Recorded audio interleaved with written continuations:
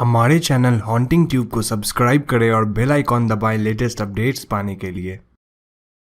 तो दोस्तों आज है मूवी मैराथन का डे 6 और इस मूवी मैराथन के सिलसिले को जारी रखते हुए हम आज भी एक हॉरर मूवी के बारे में बात करेंगे। थंबनेल से आपको पता चल ही चुका होगा कि आज हम बात करने वाले हैं द वुमेन इन ब्लैक के बारे में। ये फिल्म सन 2012 में रिलीज़ हुई थी और इसने बॉक्स ऑफिस पे धमाल मचा दिया था।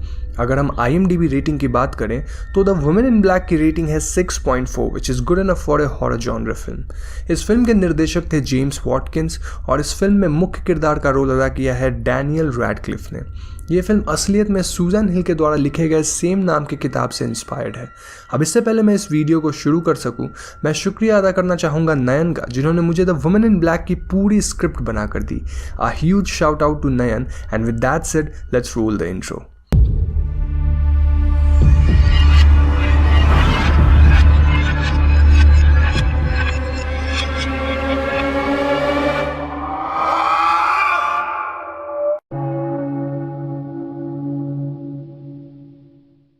ओपनिंग सीन में हमें इंग्लैंड के एक गांव में 3 लड़कियां खेल रही मिलती हैं, लेकिन अचानक से तीनों लड़कियां कुछ देखती हैं और एक साथ खेलना बंद करके उस कमरे की खिड़की खोलकर छलांग मार देती हैं। हमें यहाँ पे एक हल्की सी काली परछाई भी देखने को मिलती है। इस घटना के तकरीबन 8 साल बाद हम मिलते हैं इस कहानी के मुख्य किरदार से, जिसका नाम है आर्थर किप, और आज उसकी पत्नी का डिलीवरी चल रहा होता है। डिलीवरी के बाद बच्चा तो ठीक ठाक होता है, लेकिन उसकी पत्नी की मौत हो जाती है। फिर इस घटना के 4 साल बाद किप को उसके लॉ फर्म से स्रिंथिन गिफर्ड नामक एक गांव में एल मार्श नाम के घर को बेचने के लिए भेजा जाता है। वो अपने 4 साल के बेटे को अपने नैनी के साथ छोड़कर गिफर्ड के लिए रवाना होता है। तो जब किप अपने सफ़र के लिए निकल रहा था तो हम व्यूअर्स को पता चलता है कि 3 दिन बाद मतलब फ्राइडे को उसके बेटे और नैनी भी गिफर्ड मिलने उससे आएंगे।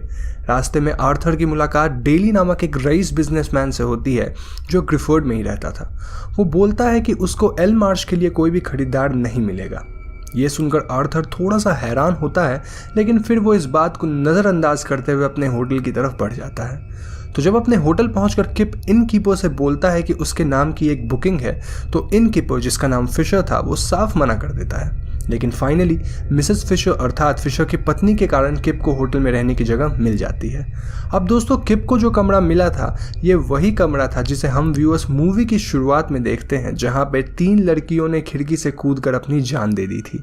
एनीवेज, अगले दिन सुबह किप जेरोम से मिलने जाता है, जो कि अभी तक एल मार्श के सारे पेपर्स हैंडल कर रहा था। लेकिन जेरोम को मिलते ही उसने किप से कहा कि उसको गाँव में आने की तकलीफ नहीं उठानी चाहिए थी, क्योंकि घर के सारे पेपर्स को जेरोम लंदन भेजने ही वाला था। जेरोम ने उसके बाद आर्थर किप के हाथ में कुछ पेपर्स थमा दिए और बोला कि लंदन के लिए नेक्स्ट ट्रेन जल्दी ही जाने वाली है और इसलिए उसे अभी निकलना चाहिए। अब इससे पहले आर्थर किप कुछ कहता, जेरोम उसे ये बोलकर घर से बाहर निकाल दिया कि उसका कार ड्राइवर किप को स्टेशन पहुंचा देगा। इससे साफ पता चल रहा था कि किसी को भी किप का गांव में रहना पसंद नहीं आ रहा था, लेकिन किप ने भी ठान ली थी कि वो अपना काम करने के बाद ही लंदन वापस जाएगा। उसने कार ड्राइवर को थोड़े और पैसे देकर एल मार्श चलने के लिए बोला। एल मार्श गांव से बिल्कुल ही बाहर एक सुनसान जगह में स्थित था। जब किप इस घर के अंदर जाता है तो हम व्यूअर्स किप के पीछे एक काली परछाई को देखते हैं, लेकिन किप जब पीछे मुड़ता है तो वहां कोई भी नहीं था। किप इस बात को नज़रअंदाज करते हुए अपने काम में लग जाता है। घर को एक्सप्लोर करते समय उसे खिड़की के बाहर घर के ग्रेवयार्ड के पास एक औरत दिखती है। उस औरत को ढूंढने के लिए जब किप नीचे जाता है तो वहाँ वो औरत नहीं थी। तो फाइनली 5 बजे किप को पिकअप करने के लिए वही कार ड्राइवर फिर से आता है और किप गांव में वापस आते ही एक कांस्टेबल को ये सारी बातें बताने की कोशिश करता है, लेकिन कांस्टेबल उसकी बातों को हल्के में लेता है। तभी वहाँ पे 2 छोटे लड़के एक विक्टोरिया नाम की छोटी लड़की को लाते हैं। उन लड़कों का ये कहना था कि विक्टोरिया ने कुछ खाया है जिससे उसकी तबीयत बिगड़ रही है। विक्टोरिया को बचाने के लिए आर्थर कांस्टेबल को बुलाता है, लेकिन उस लड़की की जल्द ही मौत हो जाती है। उस रात किप डेली के घर डिनर करने के लिए जाता है, जहां उसे पता चलता है कि डेली का एक बेटा भी था जो बहुत ही कम उम्र में गुजर गया था। डेली किप को अपनी पत्नी के बारे में आगाह करता है और बोलता है कि वो कभी कभी पागल जैसे बिहेव करने लगती है और अजीब अजीब सी चीज़ें करने लगती है, और जब ऐसा कुछ होता है तो उसकी पत्नी ये बोलती है कि उनका बेटा उनसे किसी के थ्रू कांटेक्ट करने की कोशिश करता है। ये बात को डेली झूठ समझता था और वो ये सोचता था कि उसकी पत्नी यानी मिसेस डेली दिमागी तौर से बीमार हो चुकी है। उस रात डिनर के टाइम पे भी मिसेस डेली को एक दौरा पड़ता है और वो चाकू से टेबल में कुछ ड्रॉ कर देती है। ये देखकर डेली उसे क्लोरोफॉर्म से बेहोश कर देता है और जब आर्थर उस ड्राइंग को देखता है तो वो घबरा जाता है क्योंकि वो ड्राइंग में एक औरत को फांसी लगा दिखाई पड़ता है। अगले दिन किप जेरोम से बात करने वापस उसके घर जाता है, लेकिन वहाँ जेरोम नहीं होता है। वहाँ नीचे बेसमेंट में किप को एक छोटी लड़की एक बंद कमरे में मिलती है, लेकिन वो लड़की किप को उसे अकेला छोड़ देने को बोलती है। यह देखकर किप बाहर आ जाता है और जब डेली किप को एल मार्श की तरफ ले जाने लगता है तो गाँव के लोग उनका रास्ता रोक लेते हैं। विक्टोरिया जिसकी मौत हुई थी उसके पिता किप को विक्टोरिया की मौत का जिम्मेदार ठहराते हैं और बोलते हैं कि विक्टोरिया इसीलिए मरी क्योंकि किप ने उस औरत को एल मार्श में देखा। जी हाँ दोस्तों, बाकी लोग भी किप को लंदन लौटने के लिए बोलते हैं, लेकिन किप लौटने के लिए तैयार ही नहीं था। अब किसी तरह डेली किप को एल मार्श पहुंचा तो देता है और किप बोलता है कि वो पूरी रात यही काम करेगा, इसीलिए वो रात भी इधर ही गुजारेगा। डेली ये सुनकर अपने कुत्ते को किप के पास कंपनी देने के लिए छोड़ जाता है। अब जब तक किप घर के अंदर जाता है उस टाइम तक ऑलरेडी रात होने लगी थी, इसलिए किप ने घर के चारों ओर कैंडल लगाने शुरू कर देता है। अब भी हम व्यूअर्स को उसके पीछे एक परछाई दिखती है। सारे कैंडल जला लेने के बाद किप इस घर में मिले सारे लेटर्स, कार्ड्स और बाकी के पेपर्स को देखना शुरू कर देता है। उसको वहाँ एक लेटर मिलता है जो कि एलिस आर्थर के नाम पे था और वो इस घर की पुरानी मालकिन थी। जिसने लेटर लिखा था वो एलिस की बहन जेनेट थी। उस लेटर से पता चला कि एलिस का असलियत में कोई बच्चा था ही नहीं, उसने जेनेट के बच्चे को ही अडॉप्ट किया था ये कहकर कि जेनेट मेंटली अनस्टेबल है और एक बच्चे की परवरिश नहीं कर पाएगी। उस लेटर से किप को जानने मिलता है कि एलिस ने जेनेट को कभी उसके बच्चे से मिलने नहीं दिया। वहाँ जेनेट ने साफ साफ लिखा था कि वो अगर उसके बच्चे को अडॉप्ट भी करती है तो वो बच्चा फिर भी उसका ही है। किप को वहाँ एक और लेटर मिलता है। ये लेटर भी जेनेट ने एलिस के लिए लिखा था। वहाँ हमें पता चलता है कि उसके बच्चे का नाम नैथनील था और वो 7 साल की उम्र में ही दलदल में फंसकर मर गया था। वहाँ नैथलीन के मरने का दोष जेनेट अपनी बहन एलिस पे डालती है और वो बोलती है कि वो नैथलीन को बचा सकती थी, लेकिन उसने सिर्फ खुद को बचाने पे ध्यान दिया। वहाँ किप को जेनेट का डेथ सर्टिफिकेट भी मिलता है जिससे उसे पता चलता है कि जेनेट ने उस घर के नर्सरी में खुद को फांसी लगाकर अपनी जान दे दी थी। अब बातें साफ होने लगी थी। किप के कुछ और सोचने से पहले ही डेली का कुत्ता बाहर जाने वाले दरवाजे के सामने आकर भौंकने लगता है और जब किप बाहर जाता है तो वो देखता है कि बाहर मौसम बहुत ही खराब था और बारिश जोर जोर से गिर रही थी। और तभी अचानक वहाँ किप को उन सारे बच्चों की आत्माएं देखने को मिलती है जो कि गांव में मरे थे। यह देखकर किप बहुत ज़्यादा घबराता है और वो घर के अंदर चला जाता है। घर के ऊपर उसे एक बंद दरवाज़ा मिलता है। ये दरवाज़ा खोलने के लिए किप बहुत कोशिश करता है लेकिन खोल नहीं पाता है। उस दरवाजे को तोड़ने के लिए किप एक कुल्हाड़ी लेकर आता है, लेकिन पास आने पे उसे दरवाज़ा अपने आप ही खुला हुआ मिलता है। अंदर उसे एक रॉकिंग चेयर पे कोई बैठा हुआ दिखता है, लेकिन पास आने पे वहाँ कोई नहीं होता है।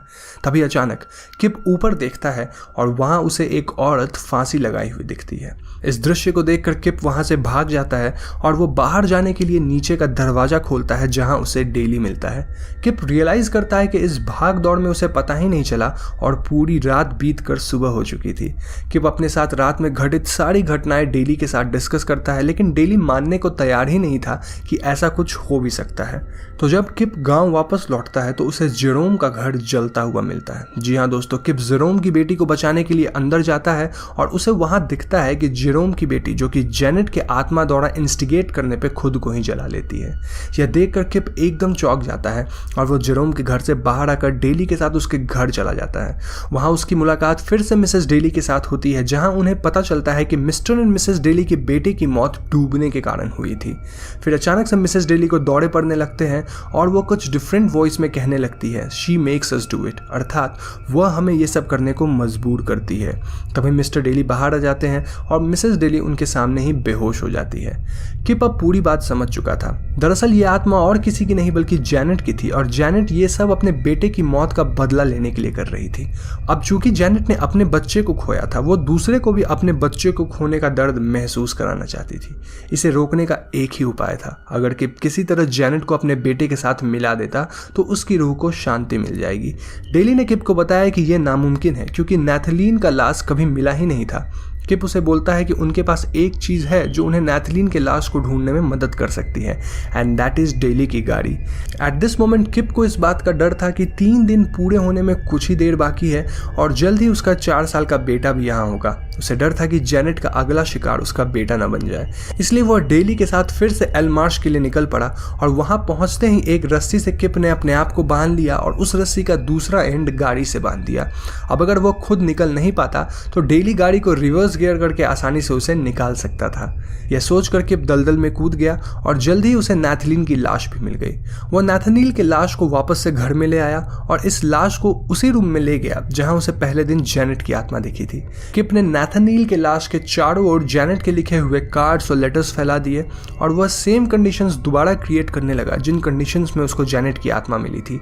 नीचे डेली को अपने बेटे की आत्मा दिखती है जिसे ढूंढते ढूंढते वो एक कमरे में घुस जाता है। कमरे में घुसते ही कमरे का दरवाज़ा अपने आप बंद हो जाता है और डेली डरते हुए आर्थर को बुलाने की कोशिश करता है। दूसरी तरफ आर्थर किप निराश होता है क्योंकि अभी तक जेनेट अपने बेटे से मिलने नहीं आई, लेकिन इससे पहले वो अपनी होप्स खोता हम व्यूअर्स अचानक से कॉरिडोर के सारे कैंडल्स को बुझते हुए देखते हैं। यह देखकर किप समझ जाता है कि जेनेट आ रही है और वो वहीं पर उसका इंतजार करता है। अचानक हमें दिखाई देती है जेनेट की आत्मा जो कि बहुत ही तेजी से किप की तरफ बढ़ने लगती है। यह देखकर किप डर जाता है और नीचे गिर जाता है, लेकिन नैथनील को देखते ही जेनेट शांत हो जाती है और वहां से चली जाती है। नीचे भी डेली के कमरे का दरवाजा खुल जाता है और डेली किप को मिलने ऊपर आता है। किप डेली को बोलता है कि जेनेट चली गई और अब उन्हें नैथनील के लाश को जेनेट के लाश के साथ दफना देना चाहिए।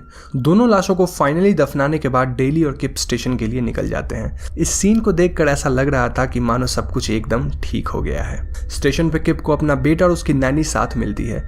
किप अपने बेटे को डेली के साथ इंट्रोड्यूस करता है और नैनी को 3 टिकट्स लंदन के लिए लेने बोलता है। किप बोलता है कि वो यहाँ नहीं रुकेंगे और सीधा उसी रात अगले ट्रेन से लंदन के लिए रवाना होंगे। नैनी टिकट्स खरीदने काउंटर जाती हैं और किप डेली के साथ बात करने में लग जाता है, जिसके कारण किप की नज़र अपने बेटे से हट जाती है। तभी हम देखते हैं कि किप के बेटे जोसेफ का हाव भाव अचानक से बदल जाता है और वो रेलवे ट्रैक पे आती हुई ट्रेन की तरफ चल पड़ता है। यह देखकर किप उसके पीछे दौड़ने लगता है और इससे पहले वो जोसेफ को बचा पाता ट्रेन किप और उसके बेटे जोसेफ दोनों को कुचल देती है। डेली ट्रेन में गाँव के मरे हुए सारे बच्चों की आत्माओं को देखता है और उसे वहां जेनेट की आत्मा भी दिखती है। दूसरी तरफ हम किप को देखते हैं और जब उसकी आंख खुलती है तो उसे अपने मरे हुए पत्नी की आत्मा से मुलाकात होती है। किप के गोद में उसका बेटा जोसेफ भी होता है और वो समझ जाता है कि दोनों मर चुके हैं, लेकिन वह अपनी पत्नी को देखकर खुश भी होता है और तीनों किप, उसके बेटे और पत्नी एक साथ चले जाते हैं। पीछे हमें जेनेट की आत्मा फिर से एक बार देखने को मिलती है जो थोड़ी उदास लगती है क्योंकि शायद उसे अपने किए पर पछतावा हो रहा था, या शायद उसे दुख इस बात का था कि जोसेफ के मरने के बाद भी किप की फैमिली यूनाइट हो गई। मूवी यहीं पे खत्म हो जाती है। तो दोस्तों ये थी द वुमेन इन ब्लैक की स्टोरी और मुझे पता है कि आप सभी के मन में यही सवाल उठ रहा होगा कि आखिर अपने बेटे के साथ मुलाकात होने पर भी जेनेट ने किप के बेटे को क्यों मारा। तो दोस्तों इसका जवाब बहुत ही सिंपल है। जेनेट कभी अपने बेटे को खोने का गम भुला ही नहीं पाई थी।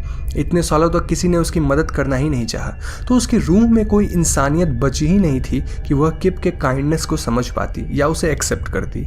जेनेट की सोल पूरी तरह से ईविल हो चुकी थी। वह गुस्से में इतनी डूब गई थी कि उसका सिर्फ एक ही लक्ष्य रह गया था, दर्द और गम फैलाना। उसे अब दूसरे के बच्चों को मारने के लिए कोई रीजन की जरूरत नहीं थी। तो किप ने जो भी जेनेट के लिए किया उसे जेनेट को कोई असर नहीं पड़ा क्योंकि उसने आखिर इतने सालों से इतना कुछ सहा है, तो मरने के बाद अगर उसको अपना बेटा मिल भी जाए तो उसका क्या फायदा। इसलिए जेनेट ने किप के बेटे को मारना चाहा ताकि वह किप को अपना दर्द समझा सके और बता सके कि उसके कुछ भी करने से जेनेट का कोई फायदा नहीं है। अब अगर हम रिकमेंडेशंस की बात करें तो मुझे पर्सनली ये फिल्म ठीक ठाक लगी।